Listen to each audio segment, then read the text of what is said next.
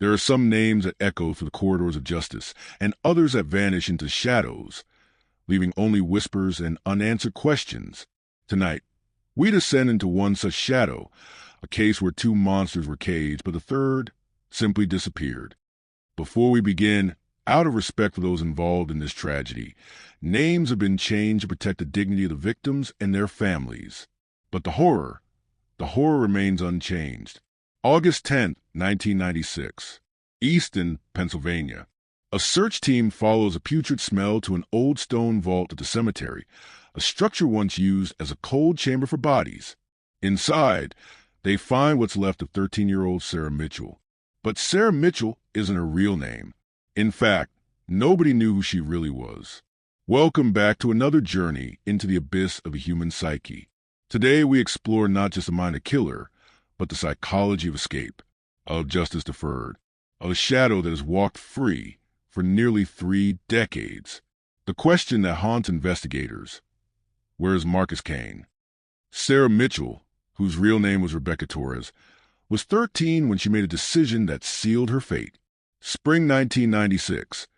She fled Long Island with nothing but teenage rebellion and a stolen identity.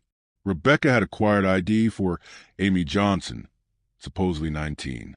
With this false persona, she convinced a landlord in Easton to rent her an apartment, a city she'd never heard of, in a state she'd never visited. Think about that. A 13-year-old girl alone, creating an entirely new existence. Was she running from something, towards something, or simply running? The landlord described her as having an innocent appearance. Innocence can be both shield and target. Amy began frequenting local bars, trying desperately to be older, to be someone else. She missed the warning signs, the predatory gazes, the calculating whispers. She missed the trap being set around her. Enter our 3 antagonists, Vincent Torres, Nathan Williams, and Marcus Kane, members of the Cash Money Boys, though police call them wannabe gangsters. Sometimes the most dangerous predators are those with something to prove. These weren't masterminds. They were opportunists. And 13-year-old Rebecca, masquerading as 19-year-old Amy, represented the perfect opportunity. Group predation amplifies darkness. Each member feeds off the other's worst impulses until they reach a point of no return. Vincent Torres, the leader, Nathan Williams, the follower, and Marcus Kane, who they say had developed feelings for the girl. But feelings don't always translate to mercy. How they met Rebecca remains unclear. Was it at the bar where she tried to steal drinks? On the street where she played adult? Predators have an instinct for vulnerability. They sense desperation like sharks sense blood. Rebecca Torres, lost and pretending to be someone else. She might as well have been bleeding. July 28th, 1996. The day innocents died on Bushkill Street. Rebecca found herself at 719 Bushkill Street, a drug house where people went to disappear. She thought she was among friends. She was among predators who had decided to reveal their true nature. What happened in that basement defies comprehension. Heated coat hangers, bleach, corkscrews, household items turned into instruments of unimaginable cruelty. This wasn't simple violence. This was about power, control, 3 individuals exploring the depths of their own darkness with someone completely helpless. Marcus Kane was kept upstairs during the worst of it, perhaps because of those feelings he developed, perhaps because even among monsters there are hierarchies, but his absence from the basement doesn't absolve him of what came next. When they finished with Rebecca, she was no longer alive. They wrapped her body in newspapers, stuffed it into a cardboard box, and in the darkness carried their victim to an old stone vault at Easton Cemetery. While Rebecca lay decomposing in that stone tomb, her killers walked free. For 10 days, they breathed fresh air while she rotted in darkness.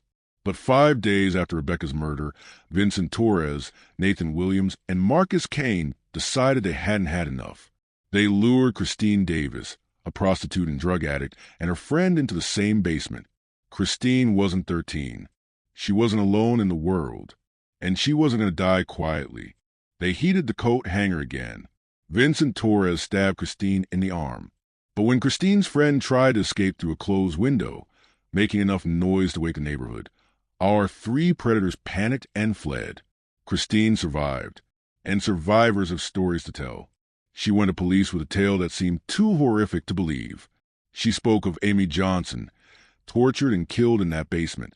She described the cardboard box, the alley, the disposal. Initially skeptical, Christine was a prostitute with a drug problem. Police showed her a photo lineup. She immediately identified Amy Johnson. Except police now knew Amy was actually Rebecca Torres, a 13-year-old runaway whose family had been searching for months. Vincent Torres was already in custody for assaulting Christine. When confronted by Detective Martinez, he eventually confessed, not just to the assault, but to murder. My God, he just confessed. Martinez would later recall, sometimes evil, when cornered, simply admits to itself. Nathan Williams was found 2 years later in Trinidad, allegedly stunned after his life on the run.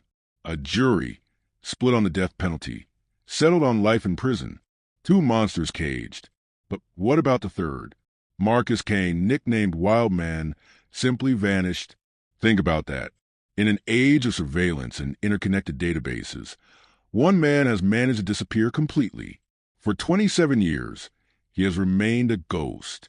The psychology of successful evasion requires discipline, the ability to suppress natural impulses, to resist contacting family, to avoid the temptations that lead most fugitives back into the light. Former prosecutor David Coleman believes Kane is probably dead, victim of street justice or time. Detective Martinez thinks he fled to his native Haiti, where chaos will provide perfect camouflage. But tips still come in. West Coast sightings, Brooklyn rumors. The FBI's most wanted list still carries his photograph, a young man who would now be 48. So where's Marcus Kane? The truth is, it doesn't matter where he is. What matters is what he represents, the shadow of unfinished business, the reminder that sometimes evil slips through the cracks. Rebecca Torres was 13 when she died. She'd be 40 now.